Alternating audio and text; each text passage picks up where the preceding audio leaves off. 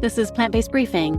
LinkedIn's San Francisco office quietly shifts to 65% plant-based menu by Anna Starostinetskaya at vegnews.com. And I'm Marian Erickson, and this is the curated content plant-based podcast where I narrate articles on plant-based and vegan living with permission in about 10 minutes or less every weekday. Today's article is from vegnews.com. They're the largest vegan media brand in the world. They create a variety of amazing content. I recommend following them on social media. You probably do because they have a huge following there. They also run vegan travel excursions, and they have a relatively new website, veganweddings.com. So if you know anyone looking at planning a wedding, please send them to check that out as well. So now let's get to today's plant-based briefing. LinkedIn's San Francisco office quietly shifts to 65% plant-based menu by Anna Starostinetskaya at vegnews.com. LinkedIn halved carbon emissions at its San Francisco office by shifting to mostly plant-based dishes and oat milk as a default in coffee, all without any pushback from employees. From McDonald's to Unilever, many large businesses have made sustainability commitments in light of the climate crisis.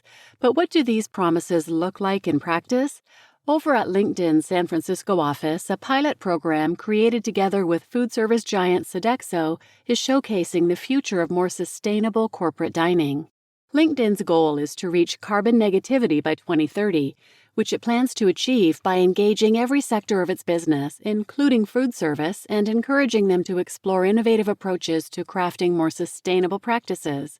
Similarly, global food service provider Sodexo, which services approximately 75 million consumers annually, aims to slash its carbon emissions by 34% by 2025, primarily by shifting to more climate-friendly plant-based foods. LinkedIn and its food service provider Good Eating Company, which is owned by Sodexo, partnered with greenerbydefault, an organization that uses choice architecture to develop food programs that promote plant-based eating to make progress toward these targets. Last year, greenerbydefault phased in a program at LinkedIn's San Francisco office that focused on several strategies to help employees make climate-friendlier choices. These included serving more plant-based than animal-based dishes, making oat milk the default at the coffee bar, limiting service of carbon-intensive items such as lamb and beef to one entree per week, increasing frequency of vegan baked goods, and ensuring dishes were described by their ingredients rather than qualities such as vegan or meatless. LinkedIn has strong corporate values around sustainability and taking intelligent risks. Anna Bobot, Global Food Program Manager at LinkedIn, tells Veg News, "We've always incorporated plant-forward efforts into our program, but working with greenerbydefault allowed us to take it to the next level and make plant-based offerings front and center while still preserving freedom of choice." So, did LinkedIn employees welcome the shift? The companies say that they didn't really notice a difference, and that's a good thing. How LinkedIn made the plant-based shift. Katie Cantrell, Director of Corporate Outreach at greenerbydefault, explains that her company works to flip the norm in food service from meat-based options to plant-based, all while giving consumers an abundance of choice. The process starts with a thorough menu analysis to determine the types of dishes being served and how they're presented. At LinkedIn, the menu initially consisted of 5 meat-based entrees and 3 plant-based options. Notably, the latter was served at a separate station, which attracted vegans and vegetarians, while omnivores continued to choose options at the quote-unquote normal station. Our focus is making it easier, more appealing, and more socially acceptable for omnivores to choose plant-based options, Cantrell tells Veg News. "We really take a holistic approach and look at how food is being presented, and then we slowly start to introduce more veg options at the stations where the omnivores are used to going." During the pilot, the greenerbydefault team assessed satisfaction through extensive surveying to inform their decisions about going forward or pulling back on the plant-based transition. "We kept adding more and more vegan options, and we kept getting more positive feedback from people who appreciated having more variety, and it made it easier to make healthy choices," Cantrell says. "So then we kept moving forward with it." By the end of the 3-month pilot, the number of plant-based and meat-based entrees served was flipped to 5 and 3, respectively. Oat milk was the standard at LinkedIn's coffee bar. Importantly, diner satisfaction remained mostly constant during all phases, but their carbon footprint dropped drastically over the course of the pilot program. People consumed half as much meat, and shifting to oat milk as a default halved the carbon impact of milk served at LinkedIn's San Francisco office in just 3 months' time. When you calculate the carbon footprint of all the meat that would have been served without the pilot, it's equal to 14,000 kilograms of CO2 equivalent, which is more than driving the circumference of the Earth, Cantrell says.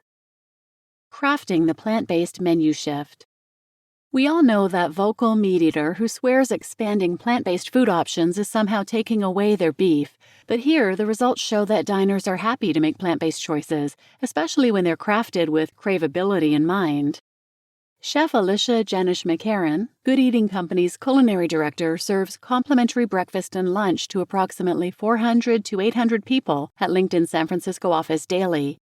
The dishes she and her team developed over the course of the pilot program have been a hit because, Jenish McCarran says, she invested time into recipe development to deliver options that go beyond just replacing meat with tofu. While the food types, such as comfort foods or Pan-Asian-inspired meals, remained the same, the team tweaked recipes to be vegetarian or vegan to facilitate the shift. This resulted in savory dishes such as squash stuffed with grated tofu instead of cheese, Mongolian vegetable hot pots, and carrot croquettes.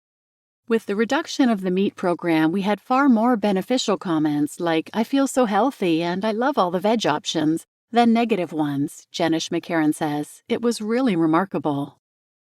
And now that the pilot has concluded, the team continues to tweak options to reduce the amount of animal products served. For instance, Jenish McCarran says her pastry chef is a master at making vegan desserts, and instead of finishing a dish with dairy yogurt, she adds a touch of vegan coconut yogurt, all with no pushback from diners. Jenish McCarran sees the program as an ongoing initiative with staying potential.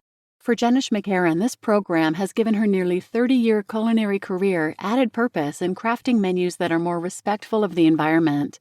I've been inspired by this partnership because it's giving actuals to things that have been buzzy. A lot of people in the food business have hidden behind local or organic and sustainable, but they're fluffy, meaningless words when you actually have to serve hard data with your menu, Jenish McCarran says. I really like that because it's real. Overall, the menu shift, along with the implementation of a waste tracking system, has helped the kitchen at LinkedIn's San Francisco office reduce waste.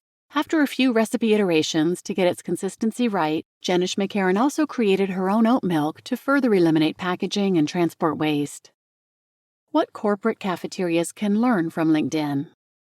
Headquartered in Silicon Valley, LinkedIn's social media platform has very literally changed the way the world works, meaning the company is no stranger to innovation. Greener by Default's work with LinkedIn showcased how a program like this, which was previously used in academic settings, could be effective in corporate cafeterias on a larger scale. Being able to put these strategies into practice in such a large and esteemed company as LinkedIn was really tremendous, Cantrell says.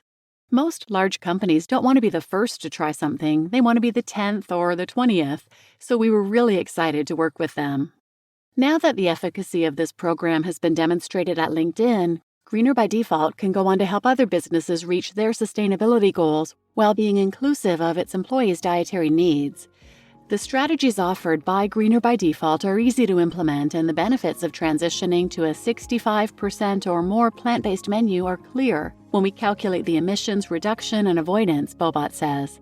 The plant-forward pilot was a low-risk opportunity to contribute to the health of our employees and planet. Hopefully others will see the results of our efforts and can join us. You just listened to LinkedIn's San Francisco office quietly shifts to 65% plant-based menu by Anna Starostinetskia at vegnews.com. And I'm your host, Marian Erickson, and this is such great news. I've been following Greener by Default. They've done amazing work with universities, Stanford, Harvard, many of the Canadian universities, but it's interesting to hear that this is the first corporate cafeteria they've done work at, and LinkedIn is no small name, so it's been great news and great press for the movement. And the point about these menus being inclusive of employees' dietary needs is such a good one. It was just mentioned at the end, but it's such an important point. If you're interested in another take on that, check out episode 322, Universal Meals by Physicians Committee for Responsible Medicine. I'll put a link to that in the show notes as well. So please share this episode with anyone who might benefit, and thanks for listening.